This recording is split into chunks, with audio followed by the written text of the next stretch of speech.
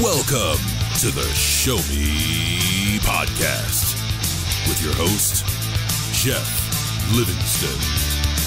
Every episode, a guest joins Jeff and discusses how images tell stories and what makes them work or not. Hi, everybody. This is Jeff Livingston, and welcome to the Show Me Podcast, where we usually talk about an iconic image or two that has been well discussed in the media. We talk about how that image worked or didn't work and how that image impacted the person or the brand that makes it. And today we have a fantastic guest with us, my friend John Mason, who is one of the world's best copyright lawyers, and he actually helps photographers enforce copyright issues. So you can already see this is going to be a little bit of a dirty podcast where we talk about things that have happened. And we're also joined by Panama, our fantastic sound engineer. Say hi. Hello. All right. Hi, Panama. All right. How's it going? So we're going to start right out of the gate with a fun issue, which is we're going to talk about Huawei, which just came out with their new P30 Pro flagship phone. And Huawei got busted using stock photography as their sample photos. And of course, that always kind of peeves people when they find out that, like, hey, this photo isn't really real. It's somebody like with a Nikon or Leica or somebody shot it up on iStock and then they took it. But on top of that, it's the third time this has happened for Huawei, right? So John, I mean, obviously from a legal standpoint, you have an opinion, but do you think this actually works for Huawei? I don't think it works for Huawei. I mean, when you're promoting a product, and I know this goes to your background in marketing, it doesn't make sense to me that you give an example that has nothing to do with your product. It just seems really disconnected. So if they're trying to create drama, maybe they're getting some traction or attention. But from a non-legal perspective, I don't get it. But that's not really my forte. I'm the legal guy. Do you think they're just trying to create drama? I mean, like, how does this happen? We know third time, right? We all know you know what? People do make mistakes. I deal with a lot of copyright infringement, and there's a lot of lack of education in the marketplace, and there's a lot of miseducation and myths about what you can do with other people's works. And so it very well could be people over there making bad mistakes. Of course, it could be intentional too. It is the internet. Right. And maybe we should talk a little bit about Chinese culture and how they view copyright. But before we get into that, what are the legal ramifications for hacking a different photo than what you're saying it is? I mean, what's the legal term for that? Well, it's copyright infringement. Right. The copyright owner is the person who has the right to make a copy and distribute and display a copy.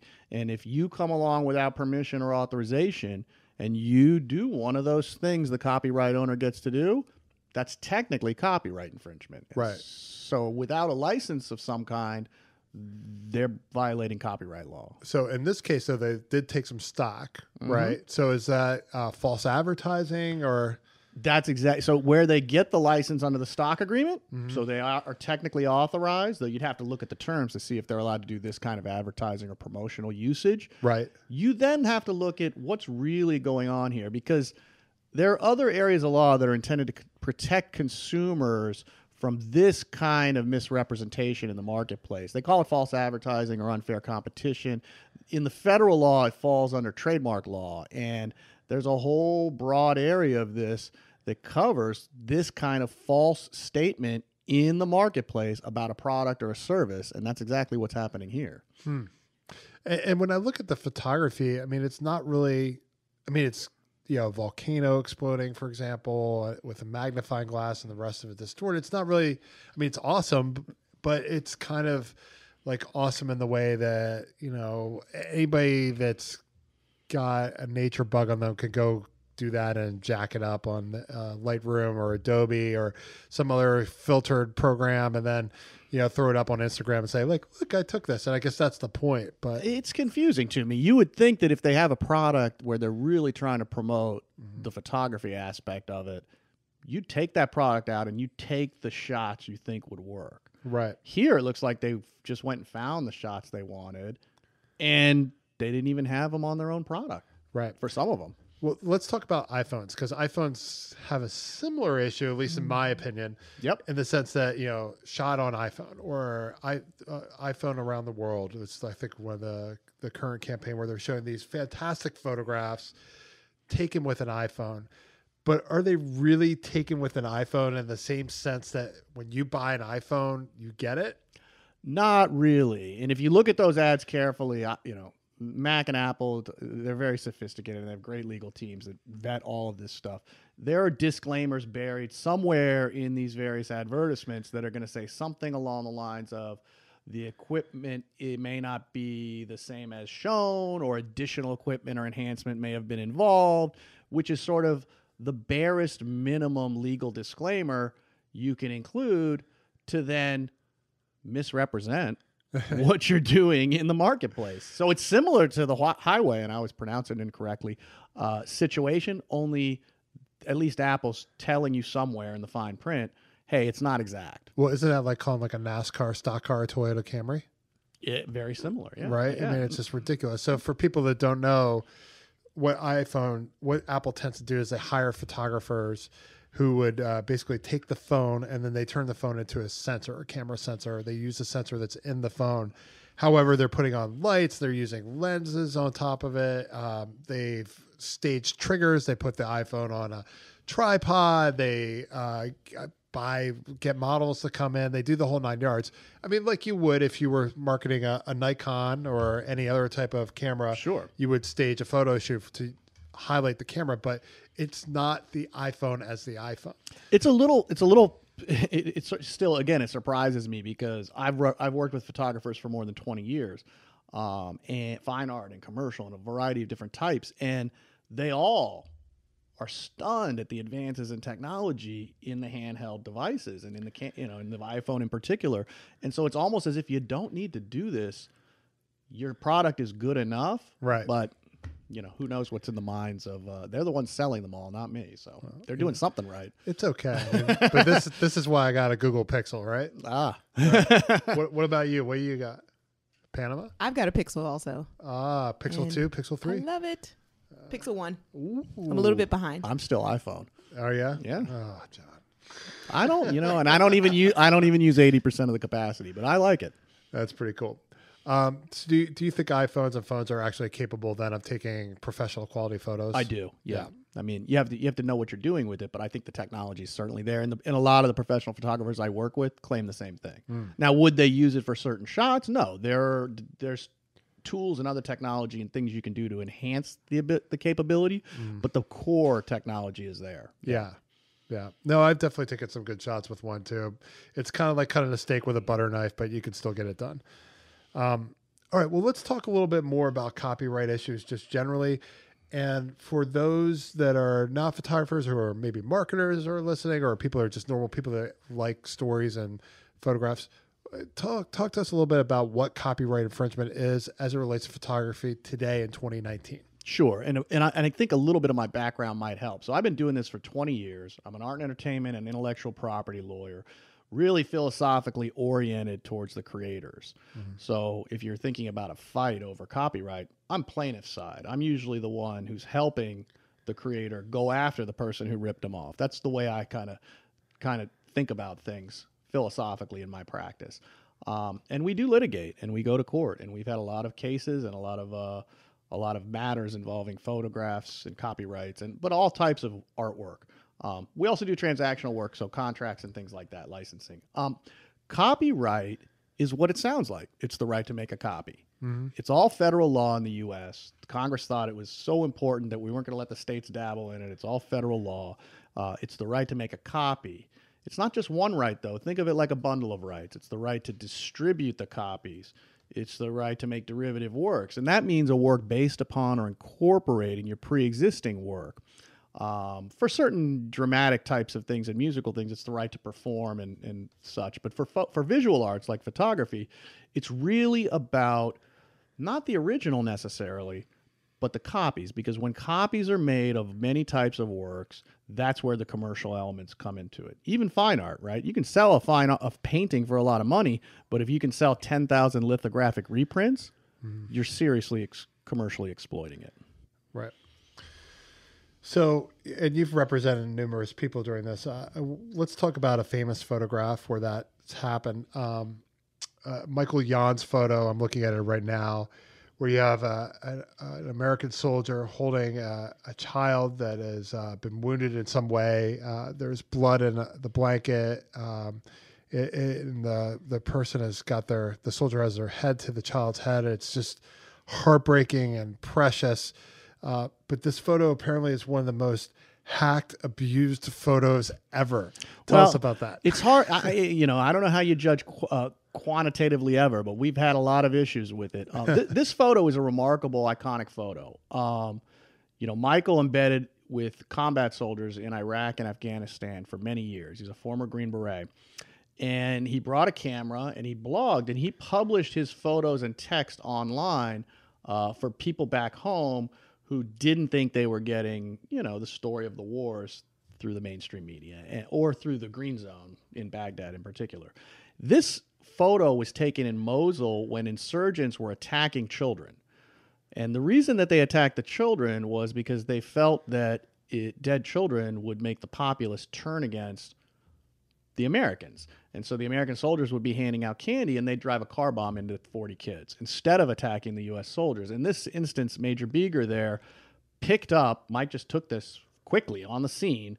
He picked up young Farah and he wanted to get her to the base hospital because he didn't want her to go to the local Iraqi hospital. He felt she'd get better medical care.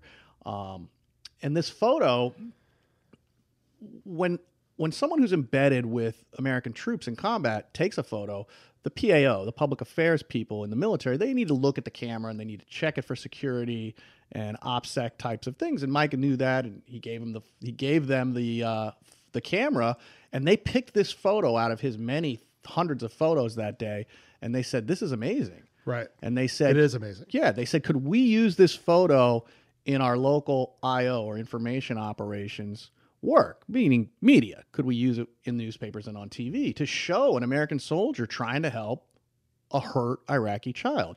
And Mike said, "You can, but you need to keep my name on it.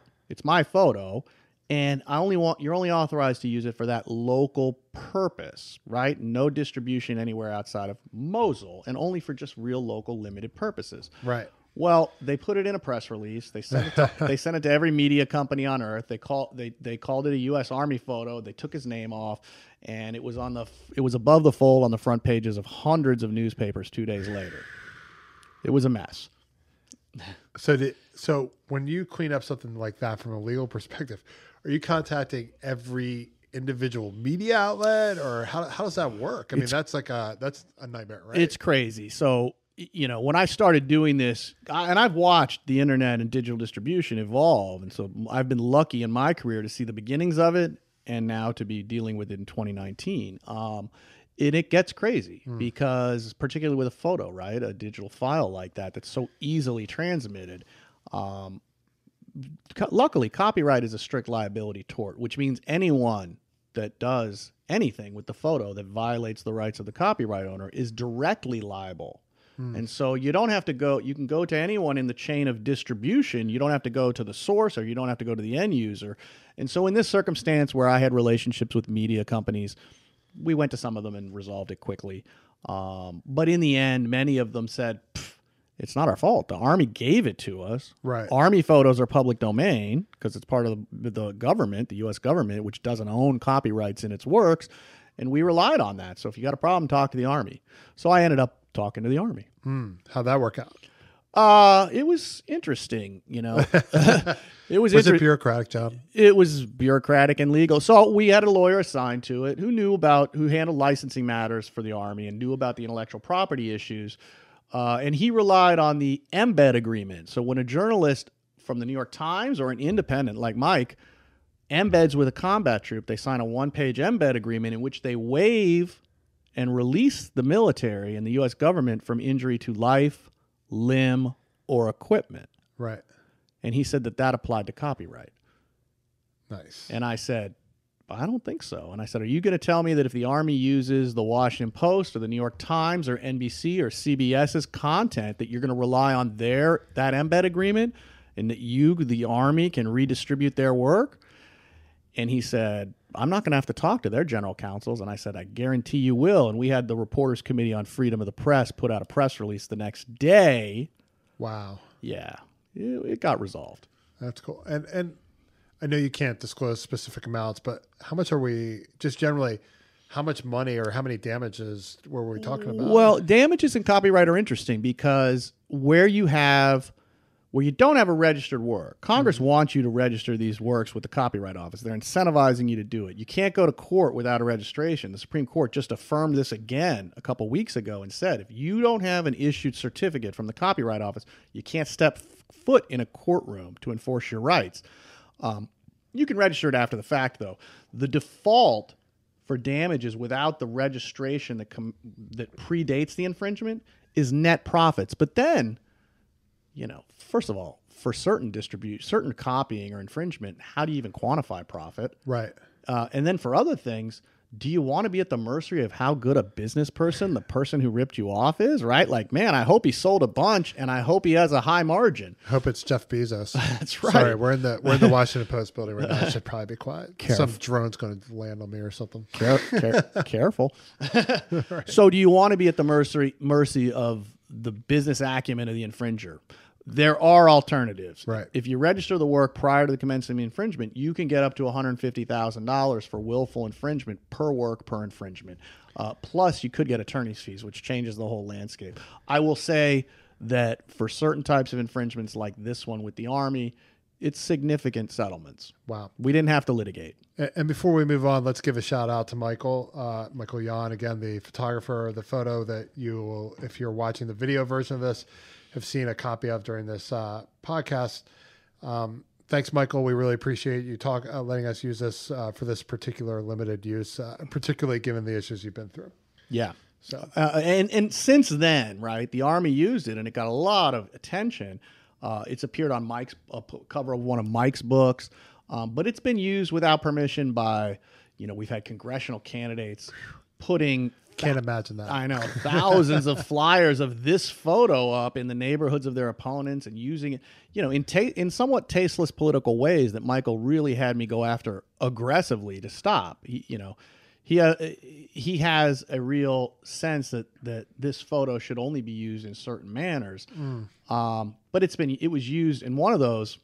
It was used on the cover of a major magazine launched here in the United States called Shock, which was a Hachette Filipacci company, and it was a big magazine in France, but it wasn't big here. It was a new launch, and it was on the inaugural issue, and that photo was on the cover, and it was pretty tasteless, and sort of some of the context was contrary to how Mike wants his work presented, and we had a big fight, and it was public.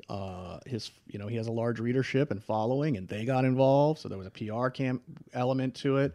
We didn't have to file suit, but we ended up settling it, and Shock went out of business within the year. Wow. Yeah. Now, let's talk about copyright in a little more of a pragmatic set. And I took my hat off because you're my bald brother of another brother, and I wanted to show with pride here. Yes. But like as a photographer that's kind of starting to build momentum, I know people steal my stuff. I don't necessarily like it. Mm-hmm. I'm kind of a lot smarter about where I publish it. Like if I publish something on Flickr, I assume it's going to be stolen, even though I have the rights management associated with it via their Creative Commons. Right. How does this work for photographers today in the era of Instagram and Twitter, and where people can just literally Google stuff and grab it and do screen captures? I mean, is it even possible for the average photographer to maintain their copyright? Very difficult. It's crazy, and it's not the wild, wild west. It's the wild, wild, wild, wild, wild west. What is that? Wild 5 squared? I think 5. Yeah, 5 or 6. Digital distribution is changing a lot of industries. Right, it crushed music. It changed publishing in a massive way. A couple of years ago, we had more ebooks sold than print books for the first time in American history.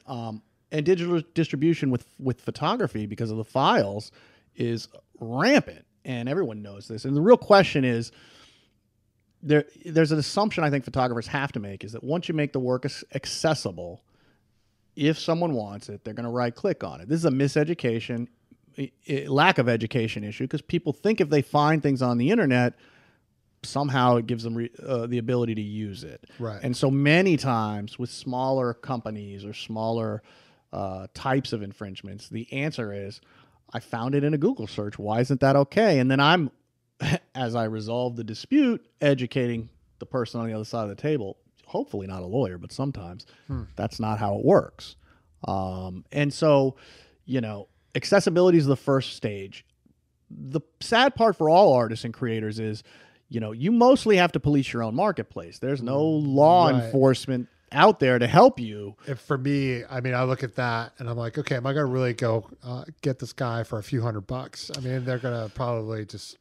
And then the question is, did they use is your name is there an attribution or credit somewhere affiliated with? Because sometimes, oftentimes an infringer will say to me, well, they should thank me.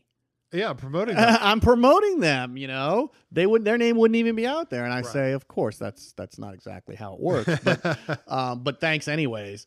Thanks for using my photo in your ad. Yeah, there are business and legal reasons why often you wouldn't pursue something. Right. And, I mean, first of all, it's a capacity issue. Do you have the time to even grind this out with someone who put it on their Instagram account, in a non-commercial way? And that happens. I actually have brands do that to me all the time on Instagram, and it really, really pisses me off. But I just don't want to go out and go after them for somebody that's going to get 50 likes on a photo. It just doesn't mean anything to me. There are companies now trying to address this problem, this gap between the policing the marketplace, and they're doing some innovative things and interesting things. And I've been involved with them. I've worked with some, and I've been on the other side of the table from some. And they're using technology to allow for searching, beyond Google reverse image searching for photographs. And what photographers do is they sign up with these companies, and we all know who these companies are. There are a couple two very big prominent ones, but you sign up with them. Pixie, right? And what's the other one? Image Rights, Pixie are two of the big ones here. There are others in other countries. And we'll put the URLs in. Sure. And show notes. What these companies do is they do have good innovative technology. I know Image Rights is even contemplating using blockchain in certain ways in this enforcement realm. And you want to think about these companies as doing a couple things. They will register, if you're a photographer and you sign up with them, they'll register your copyrights. So you don't have to do it yourself or hire me to do it. And they work off of volume, so you give them a library of stuff, and they just go off and police it. They go police it, but what they're doing for you generally is they're acting as a licensing agent. And so what they're doing is they're not just dumping this on law firms. The company itself goes and approaches whatever uses they find and takes a run at them for a retroactive licensing fee. And usually those are smaller than you might be entitled to for copyright damages, but it's an effort to avoid litigation, right? Avoid attorney's costs, and to get something for the photographer. So there is a possible return here in working with these companies. If it's a fight and it's a big enough one, they then give it to the attorneys, and they work with a lot of different firms. And there are firms now who are sort of adopting this mechanized kind of role where they have to be careful, I think, these firms. I mean, I'm a boutique firm, 3 lawyers, and we've been doing plaintiff's copyright infringement for photographers for 20 plus years. But I don't have a staff of 20 paralegals doing it for me. I have attorneys doing it. And you have to be careful here when you mechanize too much that you don't cross lines. And so I'm actually, interestingly, as a plaintiff's lawyer, building a little defense practice, responding to some of these over excessive or aggressive types of outreach. I heard that 500 Pixels, that social network, tried to police the black hole image. They tried to say that was one of their images, and then stop media outlets. There's a lot of people who, through again miseducation or lack of education, flex and or exceed the scope of what they think their authorizations are or ability. Right. So we're kind of running out of time. Yep. Tell me, is there anything you'd like to tell the audience just about photography or legal rights, just generally before we wrap up? And then please tell us how folks can find you. Sure. So photography is great. I work with a lot of photographers. I love amazing photography. And when I talk about these things, or even involved in some of my cases, I often have to talk about, why does a photographer owned the copyright in that image that they took. And what I talk about is because the artistic input in taking that photo is the framing and the lighting and a variety of other things, choosing the components. And so I view photographers as artists, and I'm an art and entertainment lawyer. So you guys are one more type of artist that I work with. Panama's an artist. Yeah. Yep. What do you so everybody knows, you're a musician, right? Yes. That's cool. Can people listen to your stuff online? Yeah, you can find me everywhere at PNMA, Panama. Very cool. I work with some musicians too. Sorry, I got to pump the sound. Yeah. Yeah. I work with photographers, but I work with filmmakers. I'm a literary agent, so I work with a lot of writers. We work with all types of creatives. You know, we do copyright, trademark, contracts, licensing, litigation. So we'll do the contract for you, and then when they breach the contract, we'll sue their pants off for you too. Full shop. We'll do it all. We're at copyrightcounselors.com, and I'm John. All right. Awesome. Thank you so much for your time, and thank you. Thanks for listening to the Show Me Podcast with Jeff Livingston. More shows, sponsorship, and donation information are available at showmepodcast.com.